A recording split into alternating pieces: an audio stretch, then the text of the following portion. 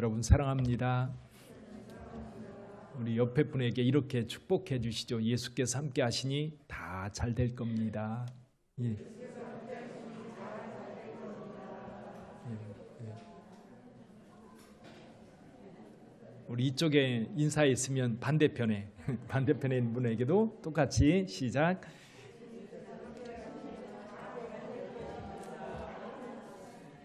예, 예수님께서 함께 하시니 다 잘 될 겁니다. 아멘. 우리 교회 건축도 잘 될 거고요. 여러분이 하는 일터에서도 잘 될 겁니다. 우리 학생들은 공부도 잘 될 줄 믿습니다. 예, 항상 하나님께서 여러분들과 함께 하심으로 여러분이 항상 마음의 기쁨과 즐거움이 있기를 다시 한번 축복합니다.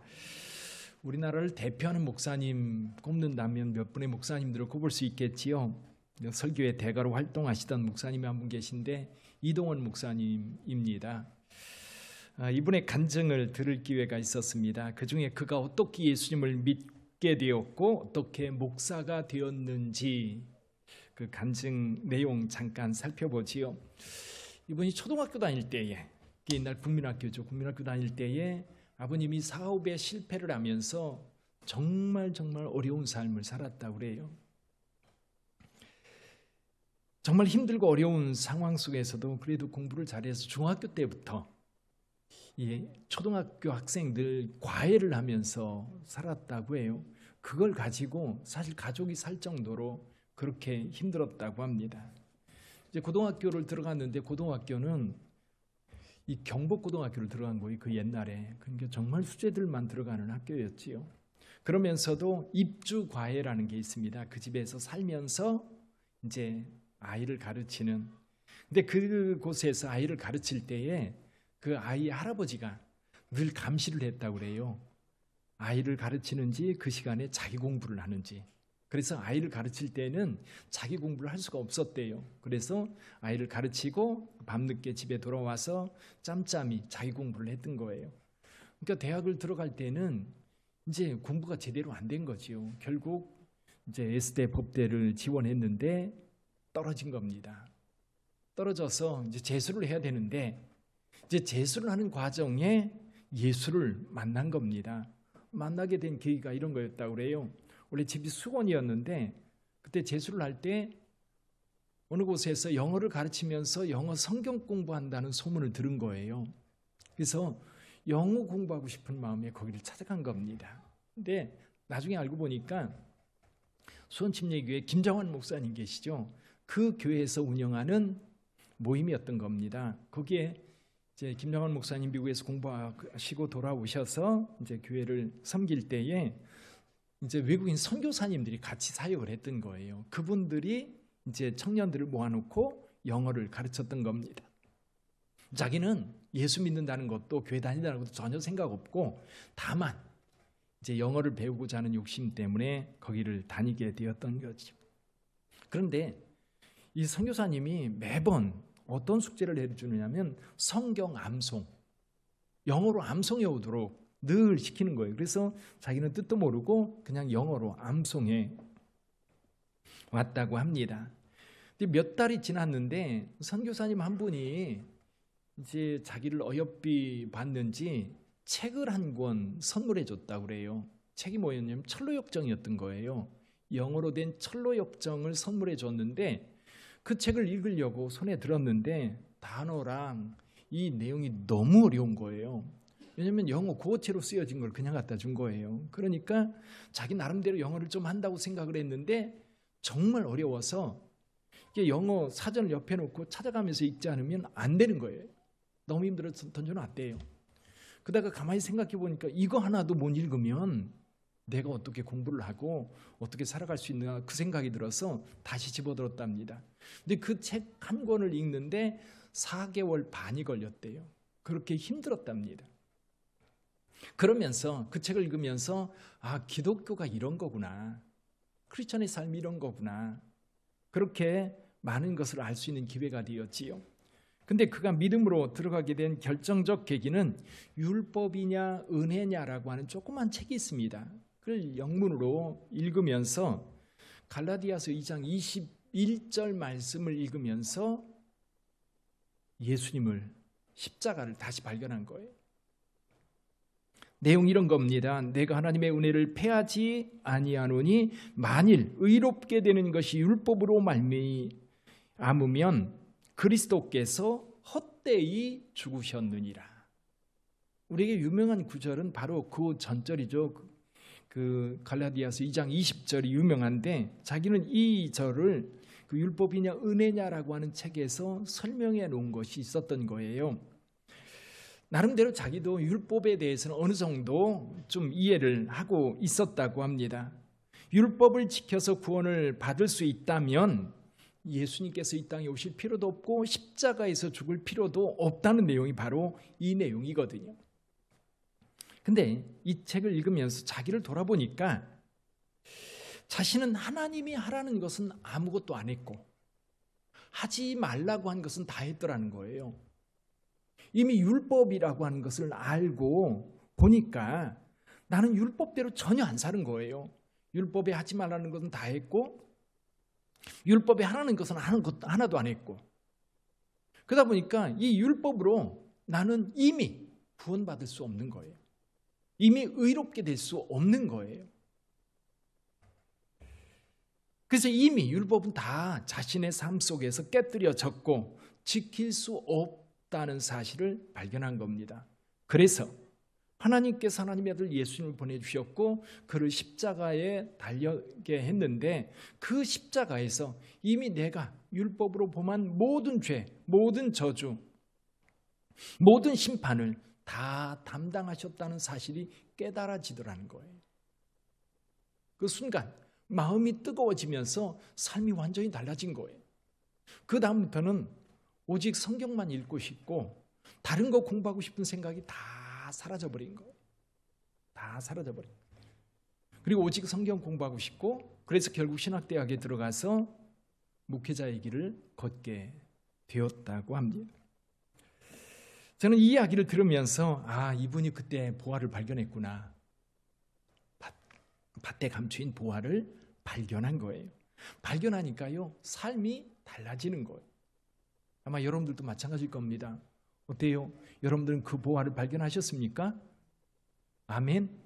예, 어떤 분들은 발견해서 너무 신나서 교회 다니면서 예배를 드리고 찬양하며 모든 것을 다 드려도 아깝지 않은 그런 열정과 기쁨, 감사, 그런 흥분 가운데 신앙생활하는 분들도 계실 거고, 어떤 분들은 이제 좋은 건 알겠는데 그렇게까지는 이렇게 생각하는 분도 계실 거고, 어쨌거나 교회는 나오긴 나오는데 그게 뭔지 아직도 잘 모르겠다, 그런 분들도 계실 거예요.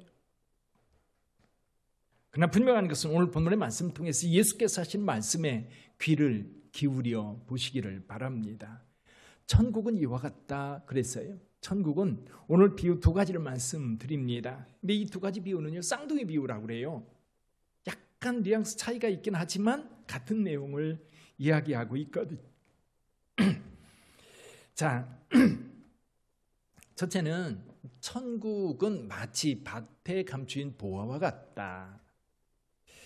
내용은 이런 겁니다. 이 팔레스타인 지역, 특히 이스라엘 지역은 전쟁이 잦은 동네예요. 왜냐하면 이 메소포타미아 지역과 이집트 지역, 이 양대 굉장히 큰 세력이 있고요. 또 이스라엘 주변에도 작은 여러 나라들이 있는 거예요. 암몬, 모압, 에돔, 블레셋, 남북 이스라엘. 또 그 후에도 여전히 주변 나라들에 의해서 전쟁이 늘 있었던 땅. 그러다 보니까 이제 물론 매년 항상 전쟁이 있었던 건 아니지만 어느 정도 평화의 기간이 있다가 또 전쟁이 나고, 전쟁이 잦아들고 또 얼마 있다가 또 다시 전쟁이 나고, 이런 거니까요. 어떤 사람이 열심히 살아 돈을 많이 모았습니다. 근데 전쟁이 난 거예요.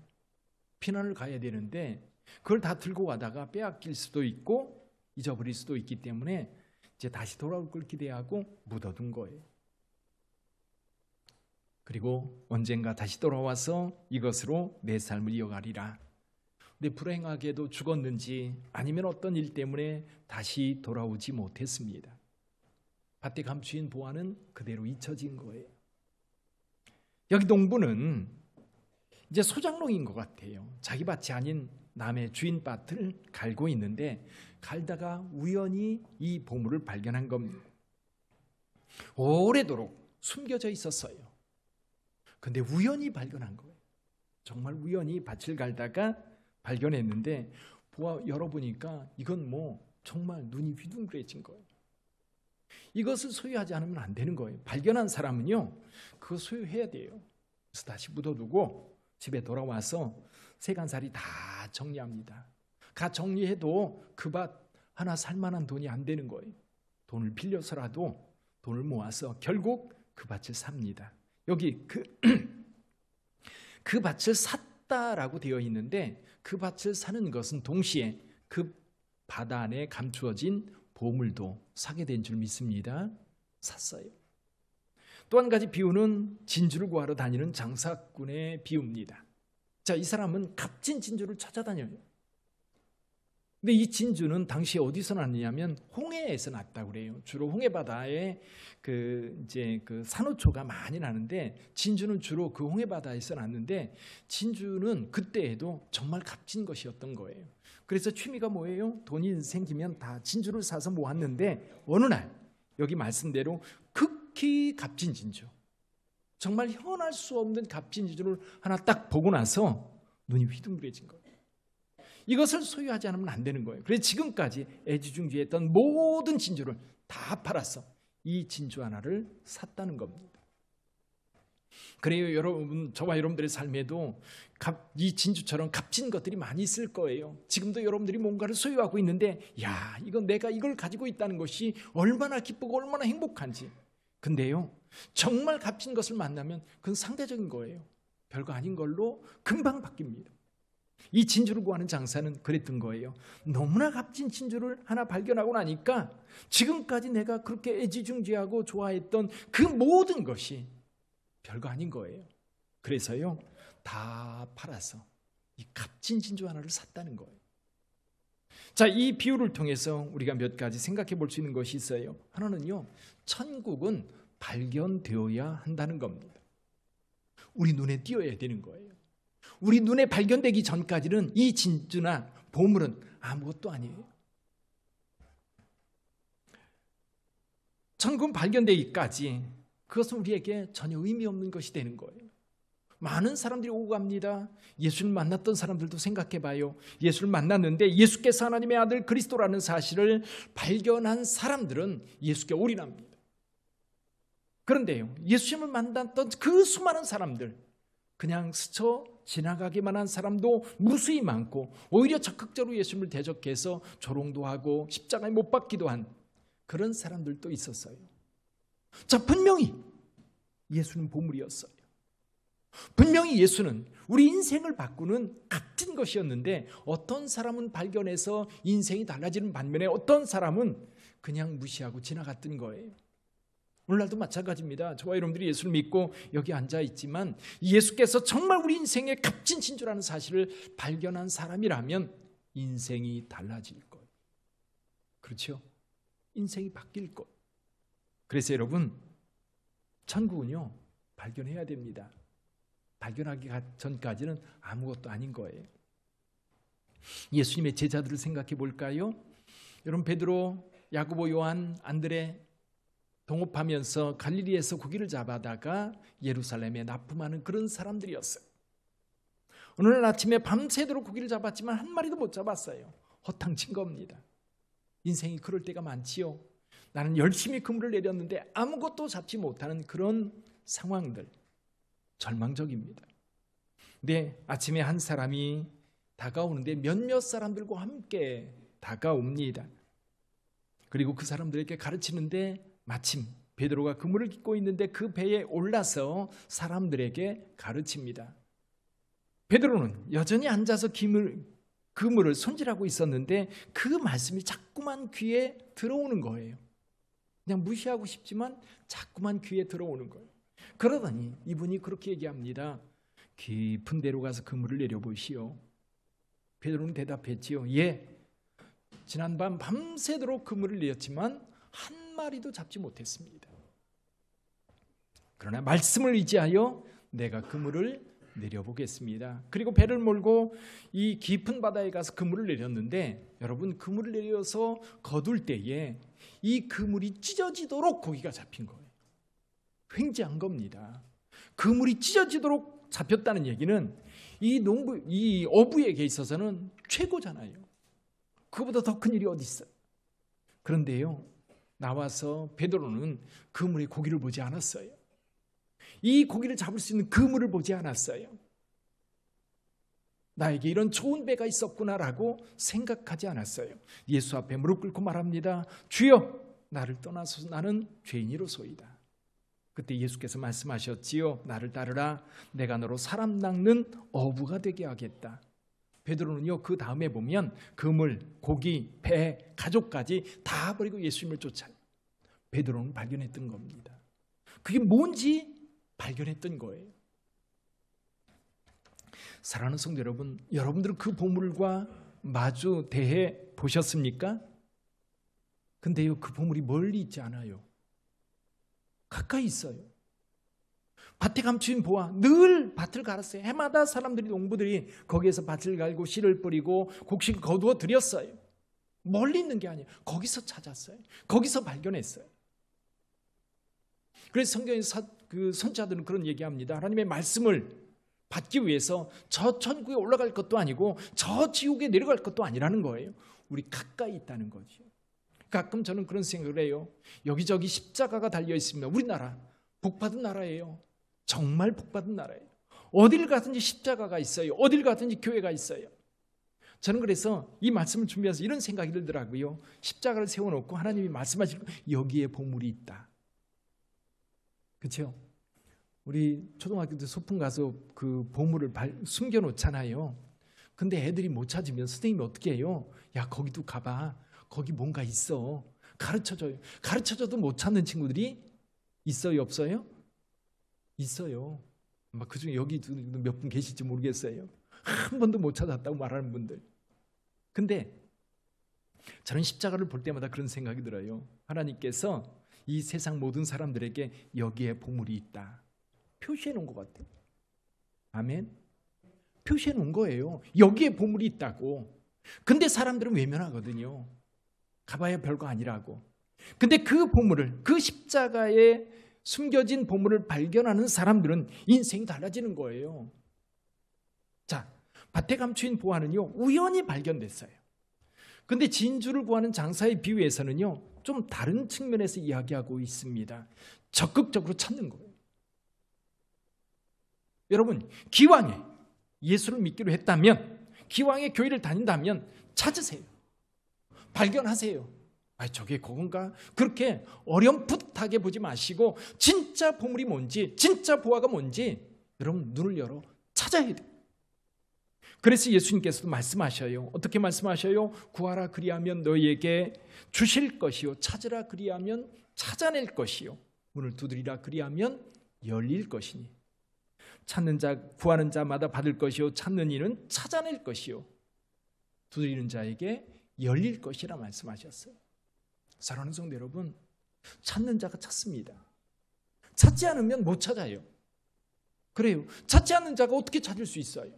물론 은혜로 여기 밭에 감춘 보화처럼 우연히 발견될 수 있다면 좋겠지만 사실 우연히 발견하는 경우 많지 않아요. 오히려 우리가 좀 적극적으로 찾아낼 필요가 있습니다. 적극적으로 구할 필요가 있어요. 사랑하는 성도 여러분, 보물을 발견하지 못했다면 찾으세요. 사실 사도 바울을 생각해 보면 사도 바울 같은 경우는 이 다메섹으로 가는 길에서 우연히 예수님을 만난 것처럼 보여요. 근데 저는 그렇게 보지 않습니다. 바울은요, 고민 많이 했어요. 바울은 정말 고민 많이 했어요. 율법과 예수 그리스도, 기독교를 보면서 무엇이 진짜인지 정말로 갈등 많이 하면서 오히려 더 적극적으로 율법이 옳다고 하는 것을 사람들에게 주장하기 위해서 예수 믿는 자들을 박해했던 거예요. 그는 찾았던 거예요. 근데 예수님을 만났을 때 지금까지 찾았던 그 모든 것이 예수 그리스도를 보는 순간, 그를 만나는 순간 다 해소가 되었던 거예요. 찾았기 때문에 그는 예수를 만난 그 순간 완전히 인생이 달라질 수 있었던 거예요. 사랑하는 성도 여러분, 그래요. 진리를 발견하시기를 주님의 이름으로 축원합니다. 그 보물을 발견하세요. 예수님에 대해서 여러분이 그분이 어떤 분인지, 그 십자가가 무엇인지 아직 깨달아지지 않았다면 여러분 적극적으로 나서서 그 십자가 의미가 뭔지, 예수가 도대체 누군지, 우리가 가야 할 천국이 뭔지 여러분 적극적으로 구하시기를 주님의 이름으로 축원합니다. 두 번째요, 발견했다면 꼭 소유하세요. 반드시 소유하세요. 그것의 가치를 모르면 소유하려고 하지 않을 거예요. 가치를 모르면 투자하지 않을 거예요. 보물을 발견한 사람, 그것이 얼마나 귀한 것이고 얼마나 가치 있는 것인지 발견했기 때문에 자기 세간살이 다 팔아서 그거 산 거예요. 진주를 구하는 장사도 마찬가지입니다. 지금까지 모았던 정말 애지중지했던 모든 것 다 팔아서 값진 진주 하나를 삽니다. 그래 우리 인생 가운데 우리가 귀하게 여겼던 것들 얼마나 많아요. 소중하게 생각하고 있는 것들 얼마나 많습니까? 그러나 예수 그리스도를 만나고 나서 이 모든 것이 절대적인 예수 그리스도와 비교할 수 없다는 사실을 발견하고 나면 내 삶을 던지는 거예요. 베드로처럼 자기의 가지고 있었던 모든 것 다 내려놓고 주님 바라보고 가는 거예요. 여전히 그 보물의 가치를 발견하지 못하면 머뭇거리고 있는 거예요. 그리고 올인하지 못하는 거예요. 사랑하는 성도 여러분, 그래요. 저와 여러분들의 삶 속에 여기 예수께서 말씀하시고 있는 천국이 뭐냐? 밭에 감추인 보물과 같이, 보화와 같이 우리의 모든 것을 앗아갈 수 있는 그런 것. 그래서 짐 엘리엇은 그런 얘기를 하지요. 뭐라고 얘기합니까? 영원한 것을 얻고자 영원하지 않은 것을 버리는 자는 어리석은 자가 아니라는 거예요. 영원한 것을 얻기 위해서 영원하지 않은 것 버리는 자는 결코 어리석은 자가 아니라는 거죠. 그래서 그는 순교할 수 있었던 거예요. 우리의 생명 유한합니다. 유한해요. 이동훈 목사님 그 간증을 좀 더 이야기한다면, 아드님이 재작년에 하나님의 부름을 받았어요. 그것을 간증하는 자리에서 그런 얘기를 해요. 아들이 건장하고 운동도 좋아하고 성격도 좋고 정말 어딜 가든지 유머도 많고 그렇게 살았던 아들인데, 그 아들이 대장암에 걸린 거예요. 근데 발견했을 때는 이미 사기였던 거예요. 사기. 한 8개월 정도 치료하다가 하나님의 부름을 받았는데, 한 6개월쯤 지났을 때 하나님 앞에 늘 기도했답니다. 하나님께서 기적을 베푸셔서 내 아들을 살려주십시오. 그리고 내가 설교자인데 어딜 가든지 우리 하나님께 살려주신 거에 대해서 간증할 수 있지 않습니까? 복음을 전하는데 훌륭한 도구가 될 수 있지 않습니까? 그렇게 기도했는데 한 6개월쯤 지났을 때 하나님 앞에 기도하는데 문득 이런 마음이 들더라는 거예요. 혹시 하나님께서 살려주시겠지만 하나님이 부르시면 어떡하지? 그렇죠? 하나님 부르시면 어떡하지? 그 생각이 들더라는 거예요. 인정하고 싶지 않지만 그 마음이 드는데, 이거 아들한테 확인을 좀 해봐야 되겠다. 아들한테 전화를 했대요. 정말 이 말을 아들한테 하려고 하는데, 그렇잖아요. 아들의 죽음을 인정하는 것 같아가지고 도저히 자기가 꺼내기가 어려운 거예요. 그래서 그래도 아들한테 이렇게 물었답니다. 아들아, 나는 내가 하나님께서 치료해 주셔서 다시 일어날 것을 믿지만, 조금도 의심하지 않지만, 혹시 하나님이 너를 부르신다면 준비되어 있니? 아버지를 만날, 하나님을 만날 준비가 되어 있니? 라고 물었대요. 잠깐의 침묵이 있은 다음에 아들이 막 웃으면서 그렇게 얘기를 하더랍니다. 아버지, 그건 걱정하지 마세요. 아버지 때문에 내가 예수를 믿었고 예수님의 제자로 내 삶을 불사르며 여기까지 왔어요. 저는 지금 오직 예수님께만 집중하고 있어요. 너무 마음이 편해요.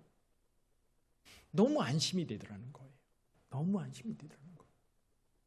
어쩌면 이 땅에 살아가면서 붙잡아야 될 많은 것들, 놓을 수 있고 우리에게 더 큰 가치인 저 한국을, 저 하나님의 나라를, 그 하나님 앞에 설 것을 기대하고 기다리는 그 모습, 그 이야기를 들으면서 가슴이 아프면서도 야, 진짜 천국을 봤구나, 진짜 천국을 만났구나, 내 삶을 드릴 수 있는 거예요.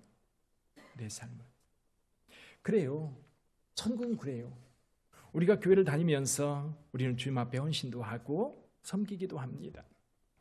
섬김과 헌신과 드림과 이런 것들이 우리가 기쁨으로 할 수 있는 것은 주께서 우리의 보물이 되시기 때문에 그래요. 그러니까 다른 것, 내가 나를 위해서 뭔가 하는 것이 뭐 별거 아닌 거예요. 오직 주님 나라를 위해서 내 모든 것을 드려도 아깝지 않은 거예요. 그것을 예수 그리스도를 소유하고 그 예수님을 통해서 주신 그 하나님의 나라와 그 영생의 소유를 위해서 내가 가지고 있는 모든 것 다 드려도 전혀 아깝지 않은 것이 오늘 우리의 모습인 거죠.